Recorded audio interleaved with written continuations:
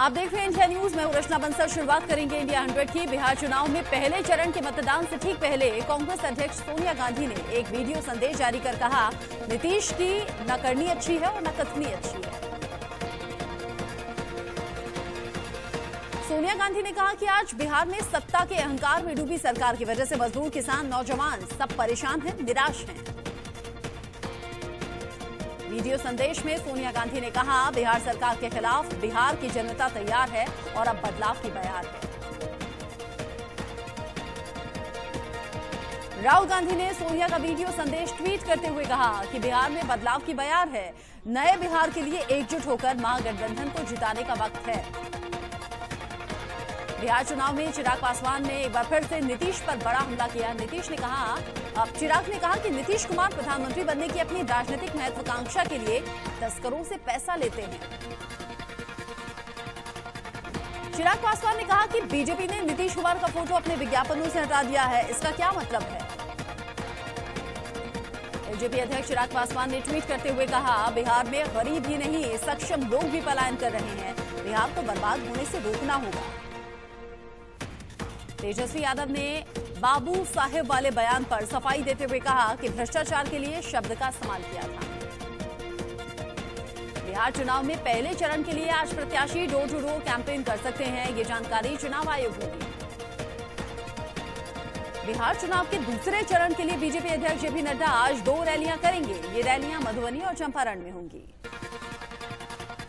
बिहार के सीएम नीतीश कुमार आज नालंदा में चुनाव प्रचार करेंगे और जेडीयू प्रत्याशियों के लिए 6 रैलियों को संबोधित करेंगे। आरजेडी के स्टार प्रचारक तेजस्वी यादव आज 14 जनसभाओं को संबोधित करने वाले हैं। जनसभाएं मुजफ्फरपुर, चंपारण, सीतामढ़ी, सारण, पटना, मोतिहारी जिले में होंगी। तेजस्वी यादव आज शाम बिहार के युवाओं से नौकरी संवाद करेंगे। इस दौरान उनके साथ आरजेडी प्रत्याशी भी मौजूद रह सकते हैं। जेडीयू नेता संजय झा ने एलजेपी अध्यक्ष चिराग पासवान पर एक विवादित बयान देते हुए उन्हें जमूरा कहा है। साथ ही कहा कि फिल्मों की तरह उनका राजनीतिक करियर भी जल्दी खत्म होगा। सीएम के कार्यक्रम में बाधा डालने के लिए पुलिस ने 4 युवकों को हिरासत में लिया। एक दिन पहले भी मुख्यमंत्री नीतीश कुमार की मुजफ्फरपुर में हुई दूसरी सभा में मुर्दाबाद के नारे लगे। बिहार के मुजफ्फरपुर में चुनावी सभा के बाद मंच से उतरते ही युवाओं ने नीतीश कुमार मुर्दाबाद के नारे लगाने शुरू कर दिए। इस दौरान भीड़ में से किसी ने नीतीश कुमार की तरफ चप्पल भी फेंकी। 28 अक्टूबर को पीएम मोदी की 3 चुनावी सभाएं होंगी। पीएम पहली रैली दरभंगा में, दूसरी मुजफ्फरपुर में और पटना में तीसरी रैली को संबोधित करने वाले हैं। कांग्रेस नेता राहुल गांधी 28 अक्टूबर को बिहार में वाल्मीकि नगर और कुशेश्वर स्थान में 2 चुनावी सभाओं को संबोधित करेंगे और महागठबंधन के प्रत्याशियों के लिए समर्थन में वोट मांगते हुए नजर आएंगे। भारत और अमेरिका के बीच में आज 2+2 मंत्री स्तर पर अहम बैठक चल रही है। अमेरिका की ओर से विदेश मंत्री माइक पोम्पियो और रक्षा मंत्री एस्पर हिस्सा ले रहे हैं। वहीं भारत की ओर से रक्षा मंत्री राजनाथ सिंह और विदेश मंत्री एस जयशंकर शामिल हैं। भारत अमेरिका के बीच बैठक में बेसिक एक्सचेंज कॉपरेशन एग्रीमेंट होने के बाद दोनों देशों के बीच में सूचनाएं और खुफिया जानकारियां साझा की जा सकेंगी। दिल्ली के राष्ट्रीय सुरक्षा सलाहकार अजीत डोभाल ने अमेरिकी रक्षा मंत्री मार्क एस्पर और विदेश मंत्री माइक पोम्पियो से मुलाकात की। तीनों के बीच में रणनीतिक मुद्दों पर चर्चा हुई। भारत और अमेरिका बैठक से पहले अमेरिका के विदेश मंत्री माइक पोम्पियो और रक्षा मंत्री मार्क एस्पर ने वॉर मेमोरियल पहुंचकर शहीदों को श्रद्धांजलि दी। इससे पहले अमेरिकी विदेश मंत्री माइक पोम्पियो ने विदेश मंत्री एस जयशंकर से मुलाकात की, जिसमें कि basic exchange and cooperation agreement को लेकर दोनों के बीच में वार्ता हुई। नई दिल्ली में विदेश मंत्री एस जयशंकर से मुलाकात के बाद माइक पोम्पियो ने फोटो शेयर की। इसमें उन्होंने लिखा कि शाम दोनों देशों के बीच में गहरे संबंध की साक्षी रही है। रक्षा मंत्री राजनाथ सिंह अमेरिकी रक्षा मंत्री मार्क एस्पर के साथ करीब 1 घंटे तक बातचीत करते हुए दिखे। दोनों ने basic exchange and cooperation agreement for geo spatial cooperation समझौते पर सहमति जाहिर की।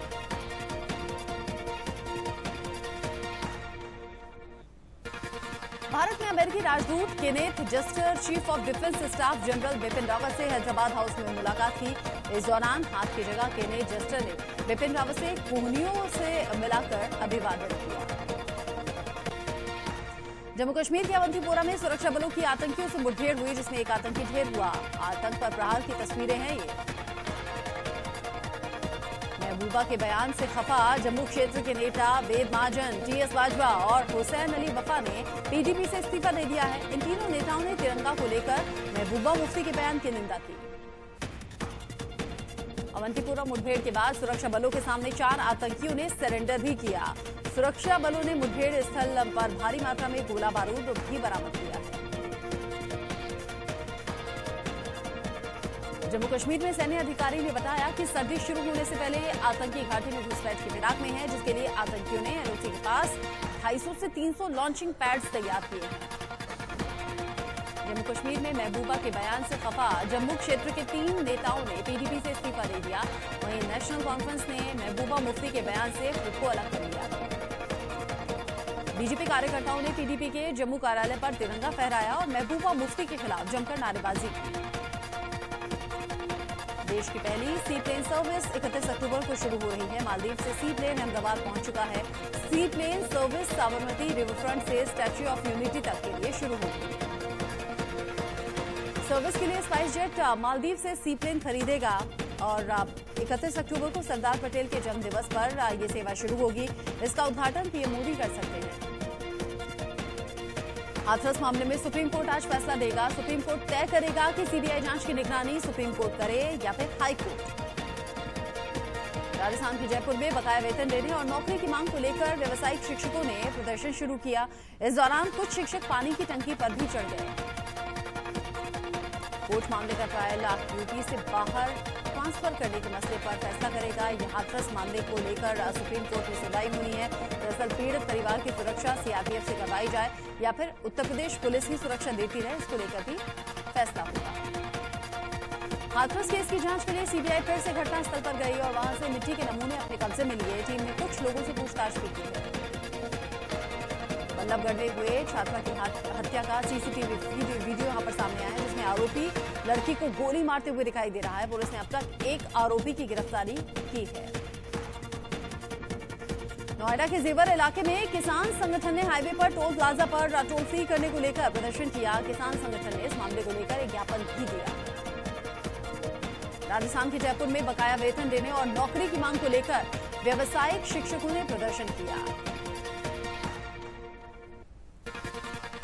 तेलंगाना में उपचुनाव से पहले बीजेपी उम्मीदवार एम रघुनंदन राव के एक रिश्तेदार के घर पुलिस तलाशी के दौरान जमकर हंगामा करती हुई नजर आई। पुलिस ने तेलंगाना के बीजेपी अध्यक्ष को हिरासत में ले लिया। यूपी के नोएडा में एसटीएफ और मथुरा पुलिस के ज्वाइंट ऑपरेशन में 2 लाख का इनामी बदमाश अमित ढेर हुआ है। अमित के ऊपर यूपी और हरियाणा में कई मामले दर्ज थे। बिहार के मुंगेर में मूर्ति विसर्जन के दौरान फायरिंग हुई। मौके से 12 खाली कारतूस पुलिस ने बरामद किए हैं। मामले में 100 लोगों को हिरासत में लेकर पूछताछ जारी है। यूपी के बागपत में अपहरण के कुछ घंटों बाद ही पुलिस ने व्यापारी को वहां से पकड़ा है। बदमाशों ने व्यापारी के अपहरण के बाद 2 करोड़ की फिरौती मांगी थी। दिल्ली एनसीआर में वायु प्रदूषण लगातार बढ़ रहा है। स्मॉग की वजह से लोगों को सांस लेने में दिक्कत हो रही है। दिल्ली के कई इलाकों में एयर क्वालिटी इंडेक्स 350 से 400 के बीच में है। वहीं नोएडा, गाजियाबाद, गुड़गांव और फरीदाबाद में भी हवा की क्वालिटी बेहद खराब है। दिल्ली में स्मॉग पर प्रदूषण नियंत्रण बोर्ड ने कहा है कि 31 अक्टूबर तक हवा में सुधार नहीं होगा। हवा की क्वालिटी बेहद खराब स्थिति में बनी रहेगी। दिल्ली में कोरोना के 2832 नए मामले सामने आए हैं और 54 लोगों की मौत हो गई, जबकि पिछले 24 घंटे में कोरोना के 3736 मरीजों की अस्पताल से छुट्टी हो गई। महाराष्ट्र में कोरोना के 3645 नए मरीज सामने आए हैं। कोरोना से पिछले 24 घंटे में 84 लोगों की मौत हो गई।